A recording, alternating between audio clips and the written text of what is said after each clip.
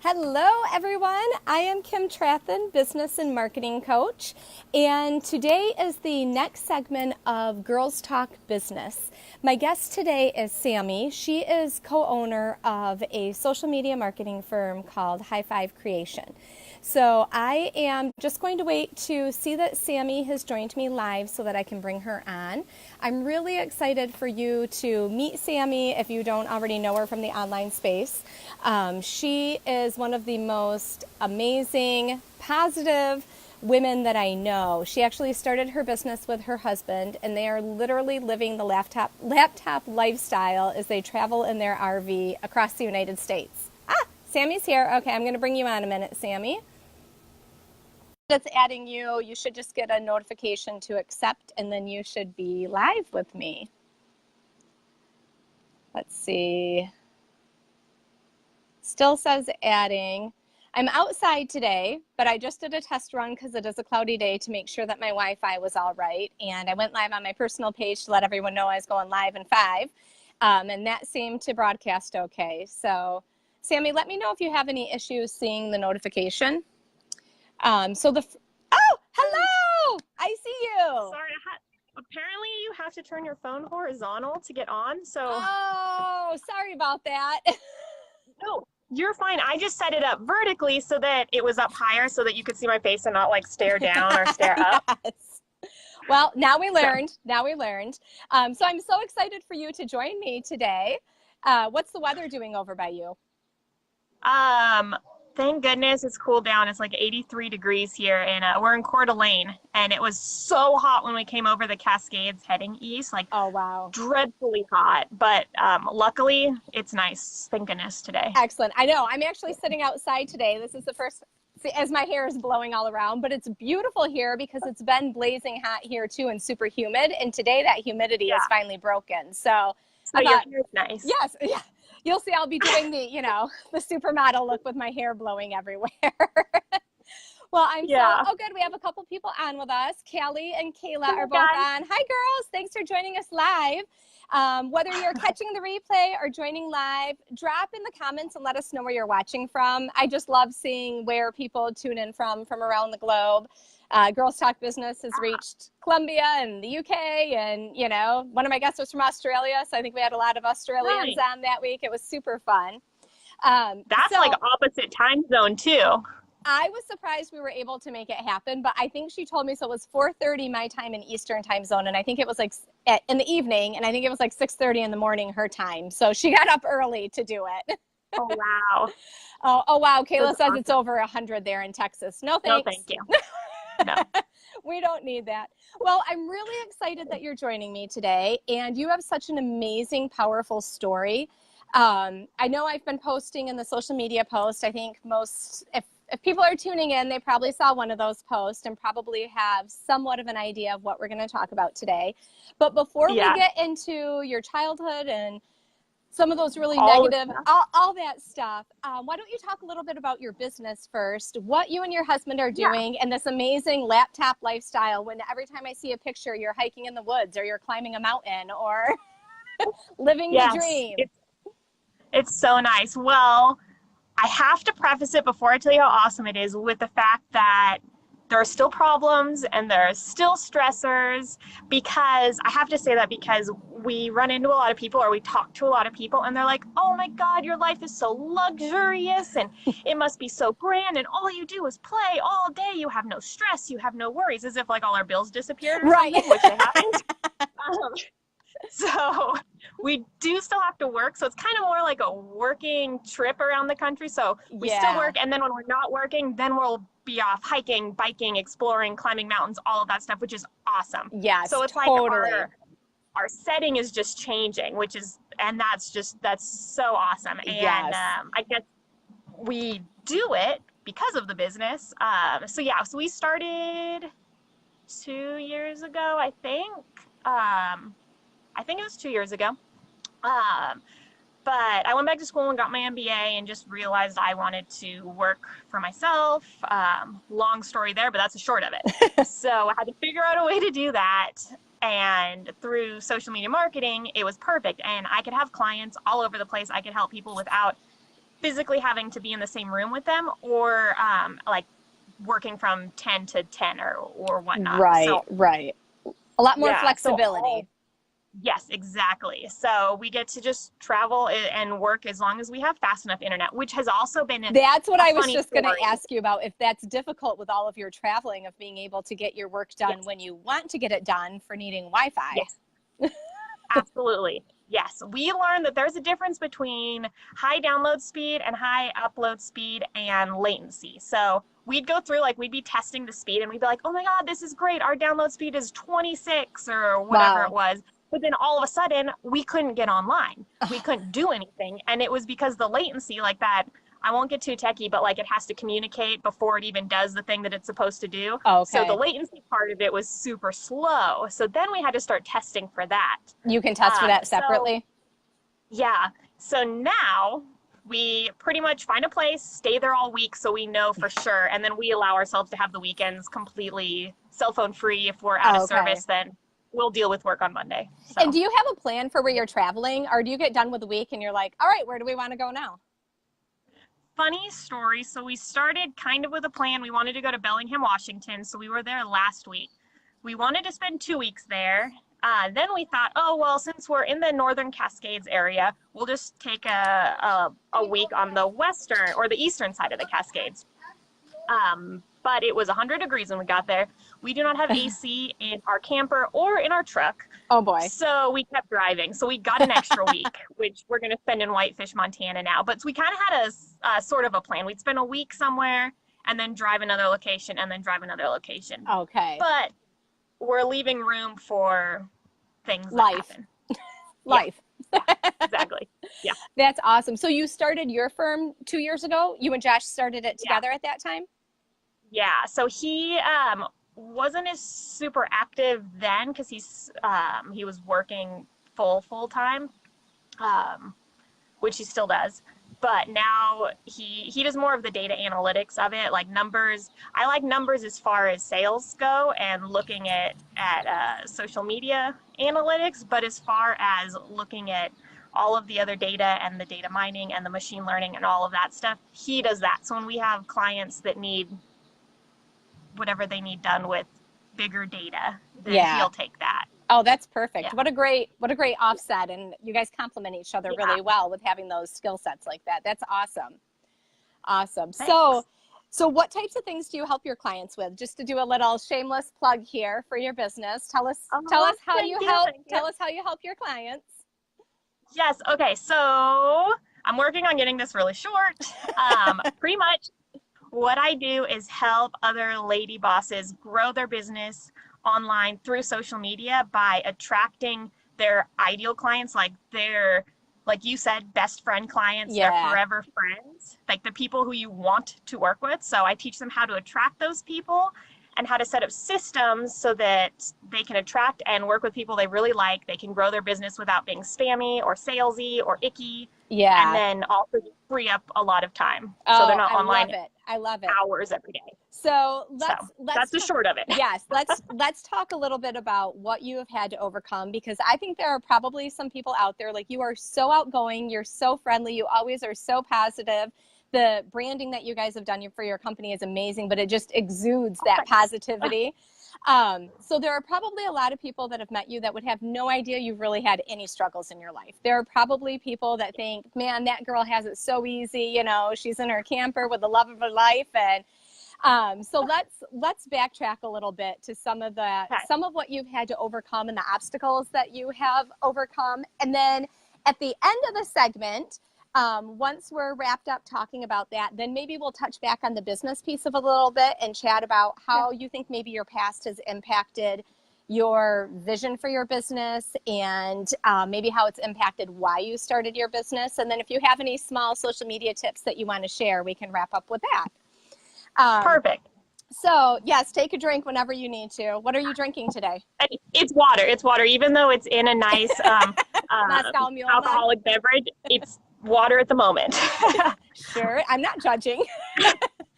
I mean, I guess it is 1:30. I too have water. So. Mine's a little more obviously water.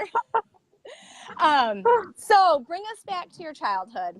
I'm assuming, Okay. I don't know, were your parents married when you were born? What age were they? I know they were Yes. divorced later on. So, Yeah. so they were still Keep me married when on you were track. born. Okay. Yes. We'll work on Okay. that. So what age did they divorce and when did things start to kind of spiral for you, for your childhood? So yes, they were married when I was born. They got a divorce when I was in first grade. Didn't finalize it, like completely finalize it till I was a sophomore in college. So I Oh, was in first wow. grade when they got divorced. A sophomore in college, by the time the judge made them sign a paper that said that they would never bring each other to court again. That's the only reason it ended. Okay. So that The was courts were crazy like, all we're in done. itself. We're done. Yeah.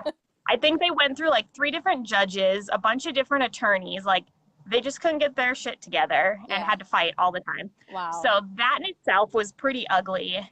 But then to add on to that, so yeah, they got divorced when I was in first grade. I think my dad met my stepmom sometime around before they got divorced because there was some speculation about how Might they have came played into it. together. Yeah.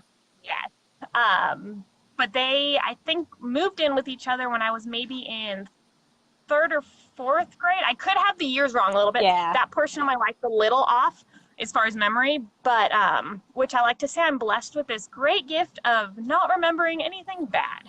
But see, there you go. that probably helped. So he met her. She was highly abusive, physically, mentally, emotionally, like awful, awful, awful. To I'd your be left dad at train also? station. No. Just to you and your sister? As I was getting a little older, maybe in 7th, 8th grade, when we were kind of being kicked out of the house and whatnot, she kind of switched on my dad a little bit. But by that time, my sister she was already kicked out long before, and it took a few years before my aunt saved me from their house and took me in for high school.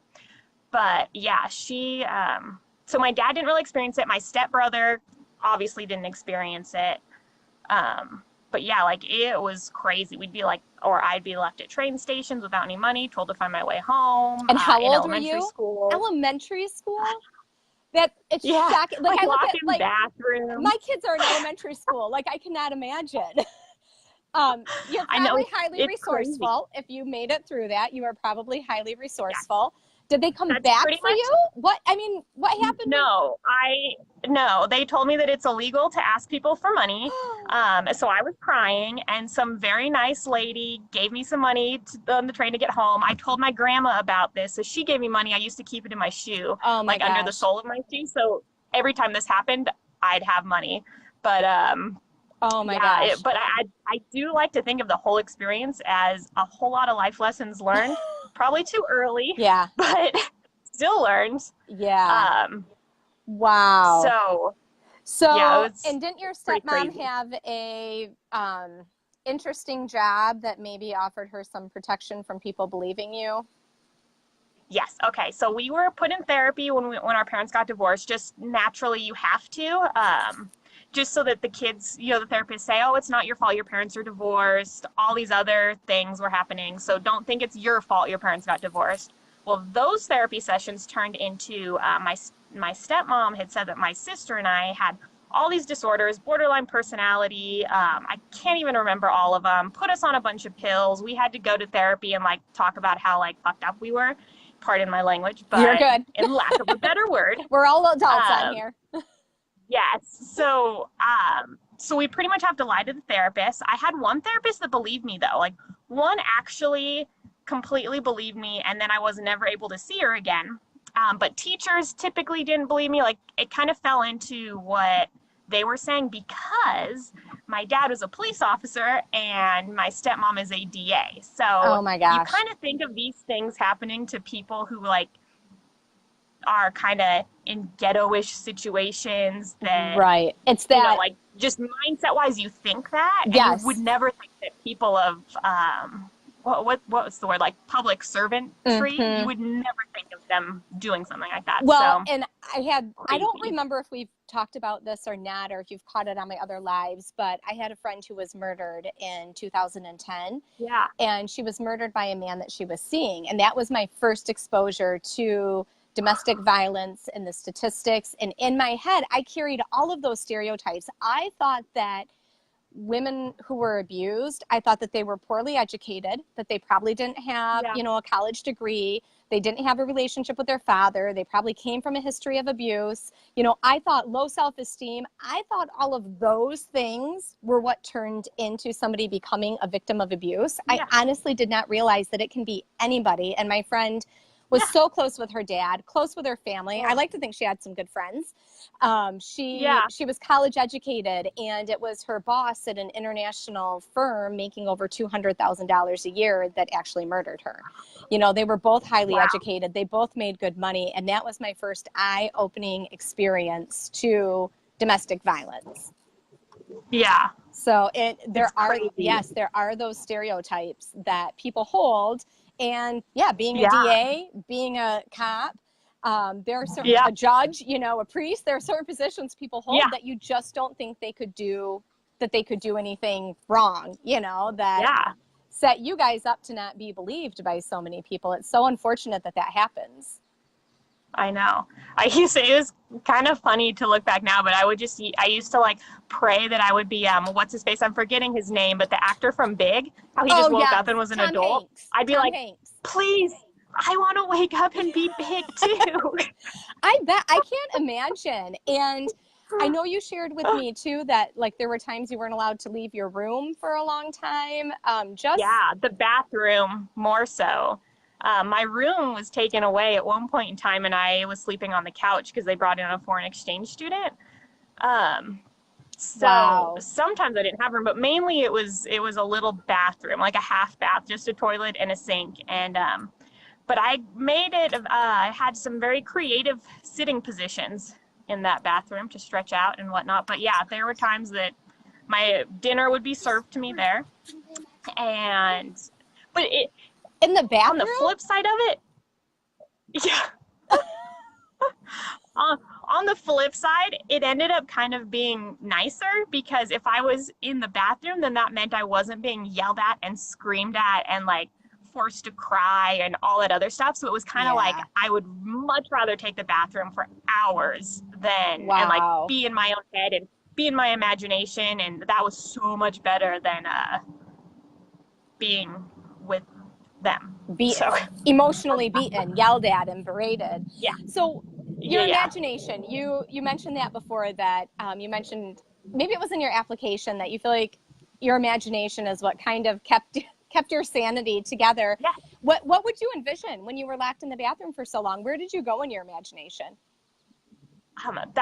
Absolutely. My imagination was like the most saving grace everywhere. I would imagine like conversations I'd be having with other people, or I'd pretend that I actually ran away, which I always thought about doing, but I pretended I actually did it.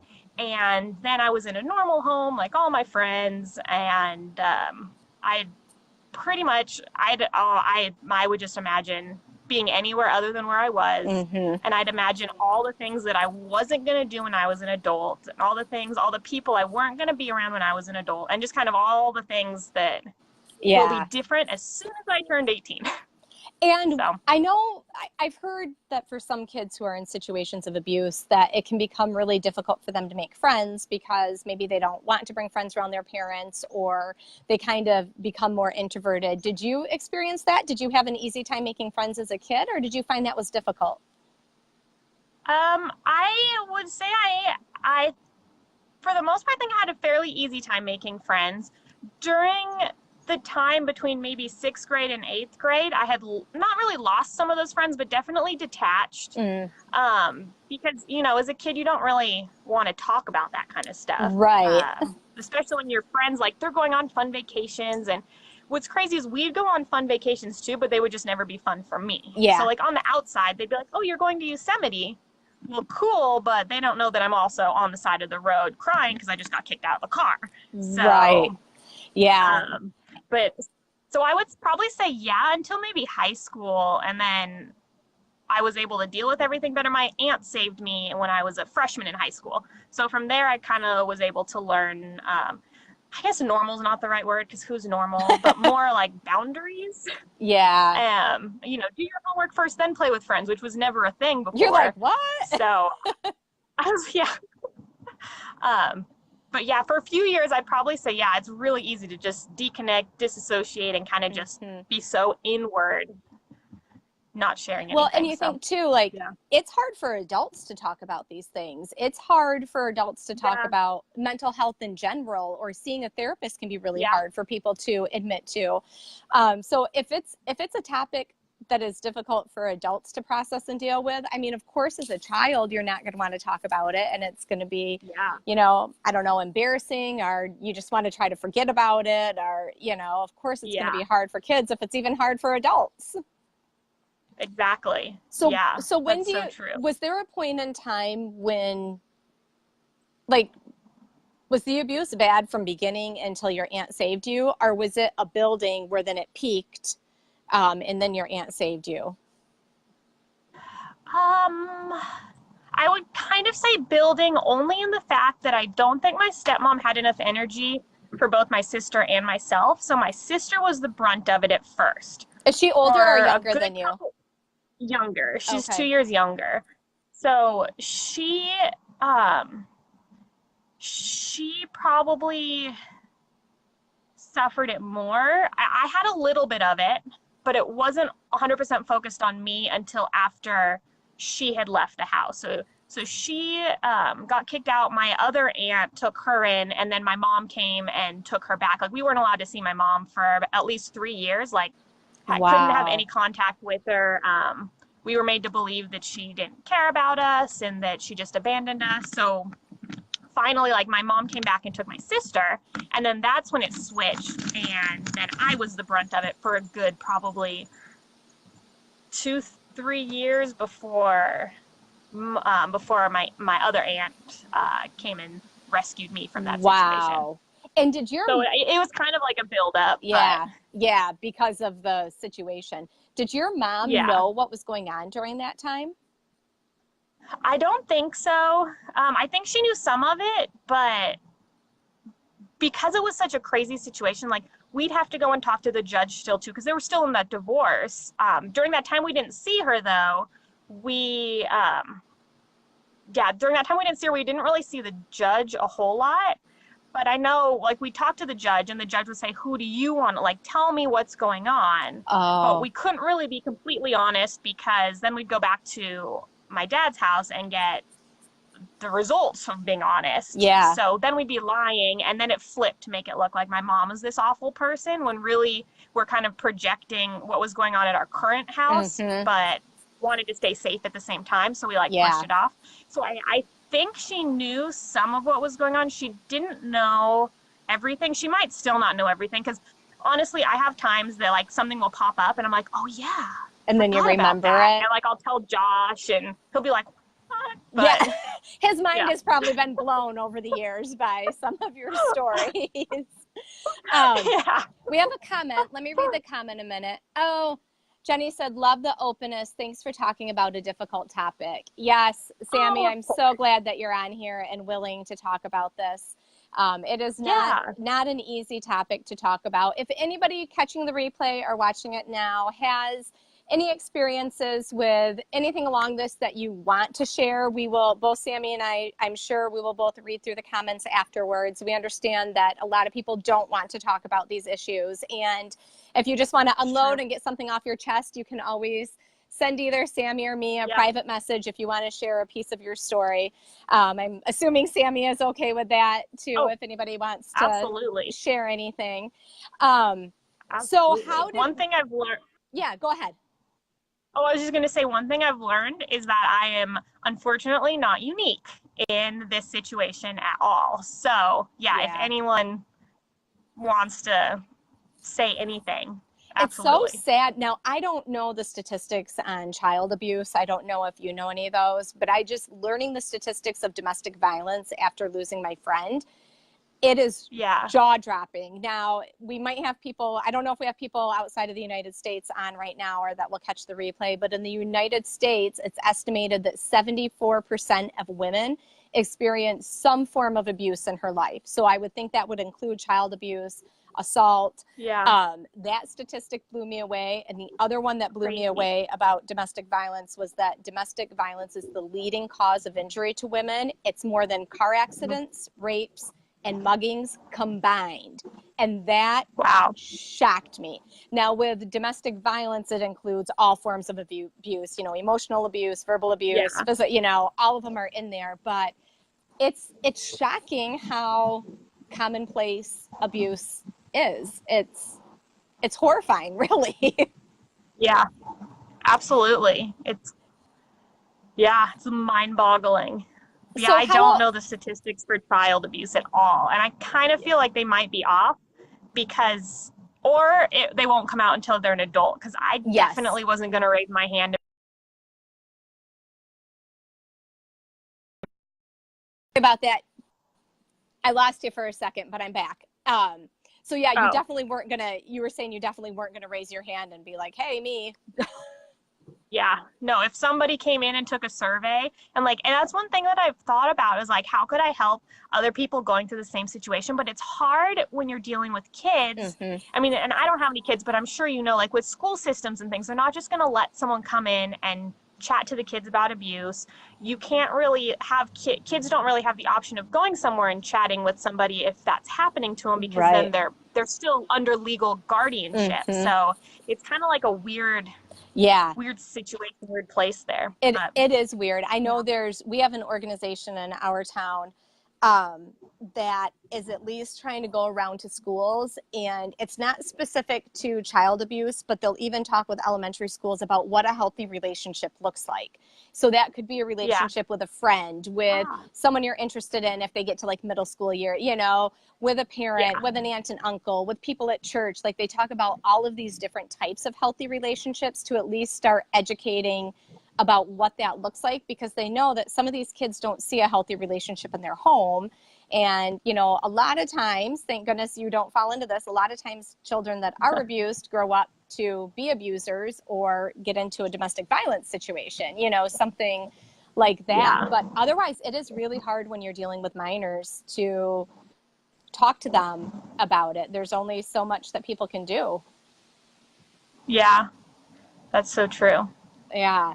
So, wait a minute. How old were you when your sister left, when she went to live with your other aunt? How old were you then? She was in first grade, I believe, so I would have been in third grade. She may have been in second, and I may have been in fourth. Okay. It was around that time, though. Okay. So, were you scared with her leaving? Because I would think there'd be some comfort with having your sister in the home with you. We were very divided at that point in time. Not that we didn't like each other or hated each other, but just with the way the situation was, we were pretty divided. But I thought it was really funny. So she had got put into a mental hospital, and hopefully it's okay I say this, but she got kicked out of it in a week because she wasn't crazy. Like there was nothing wrong with her. So wow. That was pretty I mean, I knew that nothing was wrong with her because I was there. Yeah, you knew what was going on. We grew up together. We were super close. We're still really close today, but during that time when she had left, it was being a kid and kind of more selfish. I was happy that she left because she got out of it, but I knew that also meant that now it was my turn. Yeah. So, yeah, that must have been really hard. And you were both so young when that happened too, that would be a lot to deal with. Apparently I was in sixth grade. Oh, is that your sister? Yeah. Hi, Callie. Well, one of you remembers. Yeah, she's got a better memory. like I said, I forget a bunch of bad things that happen, which I think is what's helped me over the years. So yeah, it's a coping mechanism that our brains yeah. develop so that we can process what has happened or, you know, continue on. Yeah. So what happened to bring it to the point where or let me ask first, did you and Callie still get to see each other after she left, or did you pretty much not have contact once she moved out of the house?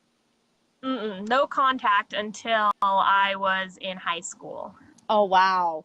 And Yeah. was it because then you moved in with your other aunt and that's when you were allowed to see your sister again? Well, even when I moved in with my aunt, my sister had been living with my mom by that point in time. And I still didn't have contact with my mom for that first year because my dad was still pretty involved, even though I was living at my aunt's. Oh, My okay. stepmom wasn't so much, but my dad would still come and like see me and whatnot. So it wasn't until after maybe my sophomore year of high school that I finally was able to reach out and like connect with them again. Like that's good. Wow. Yeah. So what it was happened? Quite a while. Yeah.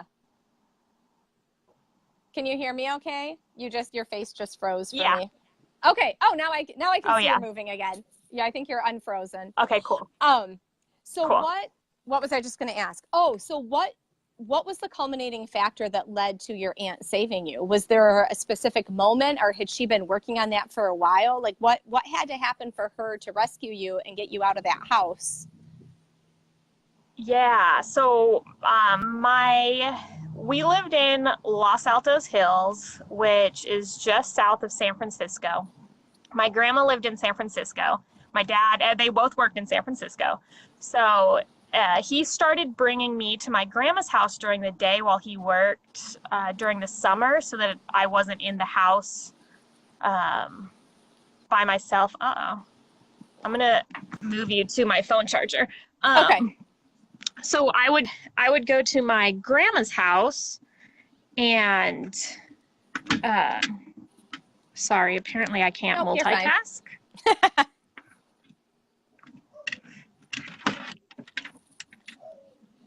You can probably see all the dishes that we have to do still today. No, I think I'm seeing the ceiling. You're good. Oh, okay. So I'd go to my grandma's house so I wasn't at home because of a whole bunch of different reasons, which was fine. I enjoyed going over there. But sometimes he would call or my stepmom would call, and then there'd be like a whole crying session over the phone. And my aunt was there one day and she was just like, this is absolutely crazy and ridiculous. Why don't you just move in with me? And I had said on the phone, Dad, Kimmy said that I should move in with her.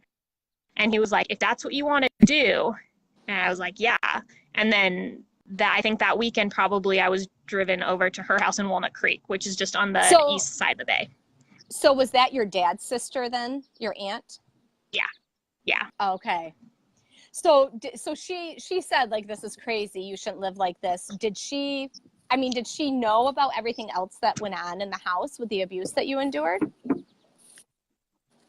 No. And actually, that's kind of a funny story now looking back at it too, because she was told everything that everyone else was told.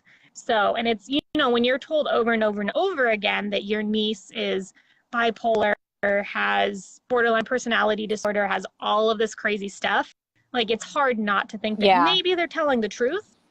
And I remember an incident when we went on a trip or something, and my aunt left her keys in her pocket and put her pants in the laundry room and couldn't find her keys. And her and my uncle both were like, if you took the keys, it's okay, just let us know. We'll deal with it. We're here to help you now. And I was like, I didn't take the keys. I didn't take them. And I was like, I'm not going to start off this relationship with a lie. Because if I was I took the keys, I took you to go anywhere. I didn't want you to go anywhere because of whatever reason. Yeah. So eventually she found her keys in her pocket and then came and apologized. And that started a whole new, that was like a brand new start kind of a thing from then on there. It must have, yes, it must have been eye-opening for her. Like, I just think when I had like a like a fraction of that, but I had a situation with my middle son recently where he was adamant he didn't do something, and I didn't believe him, because your reputation does precede you sometimes. And he has been a Yeah. child that's been very difficult in the past. Well, then when I found out he was really telling the truth, I never told him, like, I don't believe you, but I just kept saying, same like your aunt, like, but you can tell me if Yeah. you did it, you need to Yeah. tell the truth. God wants you to tell the truth. It's okay to tell the truth. And Yeah. then when I found out he had been telling the truth the whole time, I was like, oh, shoot, I Yeah. feel bad. So it's probably good that incident happened right away, because then it probably made your aunt and uncle look at you kind of in a different light. Like, wow, she was telling the truth. Yeah. Yeah, exactly. Uh, and then you stayed with them through high school? Through my sophomore year, and then I moved back in with my mom my junior Oh, year. you did? So I finished up, yeah, so I finished up high school living with my mom, then did the whole college thing and all of that. Yeah. So, yeah, Wow. Wow. What an yeah, amazing story, Sami. I cannot believe everything. it's And crazy. kudos to you for being able to talk about it. I know this wasn't easy for you to submit the application and be like, I'm going to do it. Going to get out This there is and true. share my story. It's never easy to do when it's something so personal, but I think it's so important for Yeah, people to hear these conversations. And especially, I mean, really with any type of abuse, but especially talking about child abuse, like, you were a child. You did not do anything to deserve it, to ask for it. But yeah, I know a lot of times people that have been abused, they carry a lot of guilt with them, and that can be really difficult to overcome. So I'm really happy that yeah. you were able to come on and talk about this. So Thanks. how do you feel that those negative experiences as a child, how do you feel that might have shaped your vision for your business, or made you, more passionate about the outdoors? How do you think that might have played into that? Yeah, that is a great question. All of it, I think all of it played into it, because from a really young age, I began to realize what's really important in life and what doesn't matter. So as I started growing up, I realized that, well, I've already gone through hell. I've gone through a lot of shit. So I don't want to do that in my adult life. I want to do what I love doing. And I want to help people in my business and help, make their lives a little easier, however that is, however Mhm. it plays out that way. And then as we started camping more with my aunt and like hiking, I realized that being outside, like, everything is just put in perspective. Like, the sun is Yes. always going to come up the next day. The sun is Hmm. always going to set. It doesn't matter if you hit your sales goal. Like, it just doesn't, Yeah. because the earth is going to keep going on. So I think that helped a whole lot in my love for the outdoors, putting everything in perspective, and then just kind of wanting to be better than my childhood. Yes. Oh, that's So, so powerful. And I feel like being outdoors too, like, it's just good for the soul. It feels yeah. therapeutic, and it clears, as I'm going to blow away over here, and it clears your mind. I love heading, like, into the woods, and we leave a week from tomorrow. We leave for that big trip we're taking up to the UP, Yay. and I can't wait to just, you Take know, lots of pictures. yes, yes, I will. I will. I'm super excited. I'm telling you, you got to talk to Josh and tell him how much he must miss being in the UP. I think you said he was there once I will. before. And then maybe we can do Yeah. a Michigan metup in Pictured Rocks or something Yeah, like that. that would be awesome. I just looked to see if his headphones were off, if he heard you, but he didn't. So I'll tell him after. Yes, yes, you'll have to tell him after. So, do you have any social media marketing tips that you would like to leave as some final food for thought with the viewers of Girls Talk Business? Yeah, before I go into that, can I just say one Yeah, thing? yeah, definitely. Okay.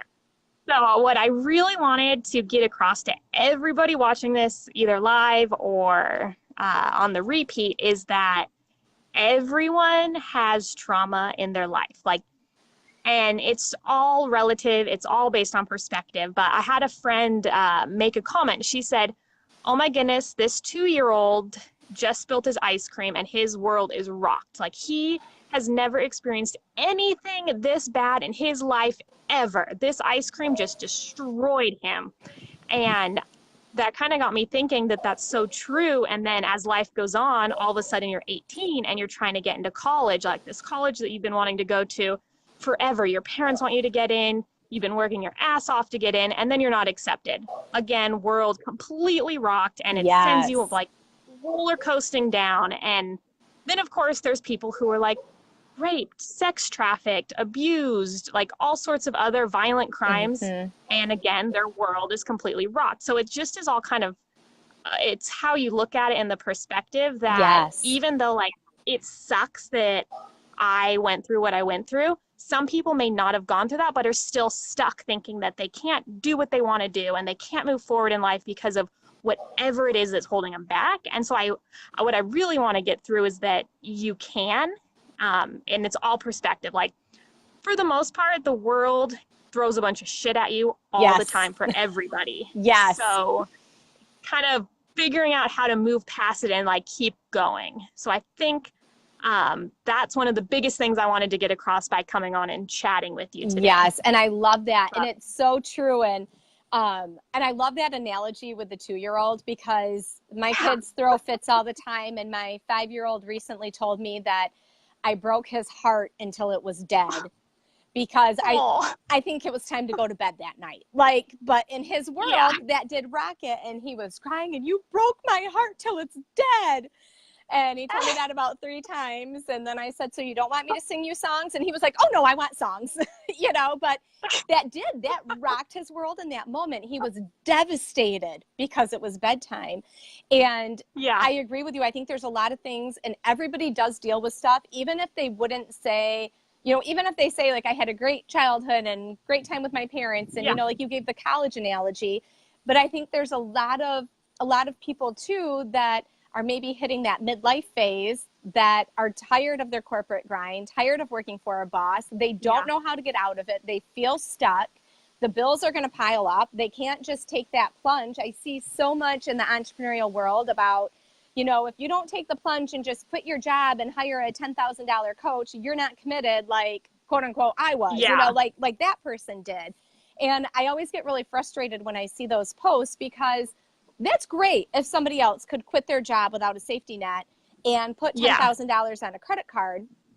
Well, I don't know their situation, but like, I know for me personally, like, I got a mortgage payment and I got 3 little mouths that my husband and I have to feed. So I'm not willing to risk, they go to a private school and we have tuition. I'm not willing to risk their education, their home. You know what I mean? Like, everybody's at a different point in life, but I think some of those stopping points are internal with those fears that people deal with, even if they don't have an outward thing that they would say was a big struggle they had to go through.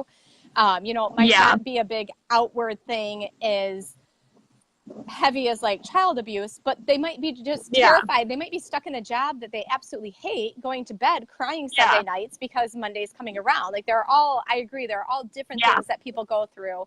And it can be really hard to get yourself out of that situation when mentally you already feel defeated. So I think mindset is such a huge piece when you're trying to like make a change, and that change is really scary to make. Yeah. Oh, your sister said, my 4-year-old says, love me when I tell him he needs to stop watching YouTube. I love that. Yes. And kids are smart. They know what to say to like make me go, oh, but I do love you. Yeah. They know. I love it. Yes, you are so right. And everybody does have their struggles that they're dealing with. That is so, so true. So as far as social media, yes. Okay. So I should have prepared better for this question. I was like, oh, what questions do I think she's going to ask me? Like, I had an entire conversation with you before we did this.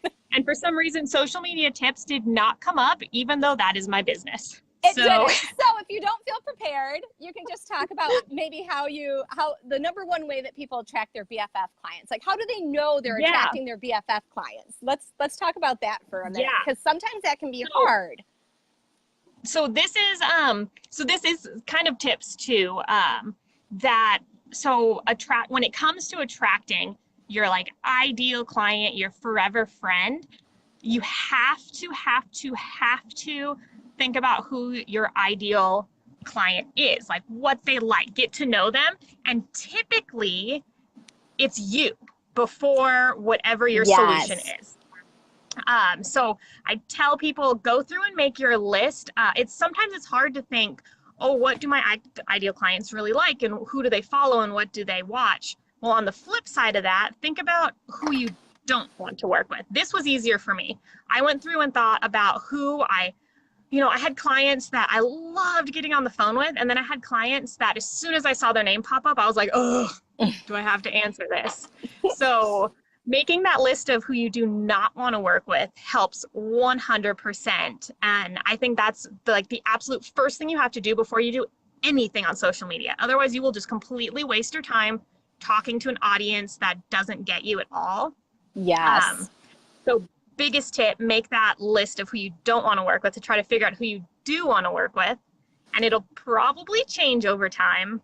Yeah. And then as far as connecting, so what I do with all of my clients is teach them and show them how to make those true connections as if you were in the real world, but online. And that can be kind of hard sometimes. Mm-hmm. But the online world is completely changed to where people really want authenticity, and they want you to be genuine, and they want you to be transparent, and they want to see the little mistakes that you make. Yes. Which is, again, hard to do online. Like, you don't want to show that, you have a snot running out of your nose on a live video or something. Right. But, spinach in your teeth. Yeah. So what I tell them to do is to look at all of your social media, whether it's your strategy, your actual content calendar strategy and your engagement, or if it's through your sales funnels or through your Facebook advertising, is to talk to them like you would talk to your friends before you met your friends. So you're standing in a coffee shop, there's somebody in front of you. How are you going to start that conversation with them? You're not instantly going to be like, hey, this is a really cool product. I think you need to purchase it. It'll change your life. You're never going to say that. Did you see my PSA post last week? Yes. Okay, so here's my number one tip. You also wouldn't start that. Well, you shouldn't start that conversation with, shouldn't. Hey, baby, because I will delete you as my Facebook friend when you message me, Hey, baby, done. And don't talk to me like that in a coffee shop either. Exactly. Yeah. Don't talk like that to anyone ever if you want to be friends with them. Let alone do business with them. Actually, okay, any men watching this, don't say hey baby to any female unless she is your significant other. There's my PSA for all men around the world. Yes, absolutely. Oh. Oh my goodness. That's such great advice though. And I love the advice of actually thinking about what your ideal client likes, because I know when I first went through my ideal client, I thought about what she did. I thought about her whole life, but I had not put enough thought into what does she like. And it becomes harder to connect with people online if you don't know what they like, because that's how you're going to find them online. Exactly. So that's, and when I first started, I didn't even do that. No. So I thought, I'm in social media marketing. I can create ads and I can create strategies. So that means I can help any business owner, because every business owner needs to be online. So I wasted so much time even trying to figure out who I wanted to work with, which is why I got those clients that I hated answering the phone for. Exactly.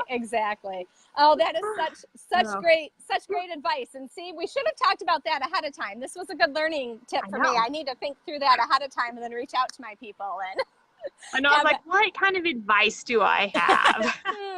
Let's think. Well, you did great. You did great. Well, thank you. Well, thank you I guess so much. one last thing. Can I say one? Yeah. The one last thing, just to finish off, if you meet someone in a coffee shop. Oh, yes. Treat every single client like that. So you met him in a coffee shop. Then maybe you meet him again at that same coffee shop. Then maybe you say, hey, let's meet for coffee and chat about whatever.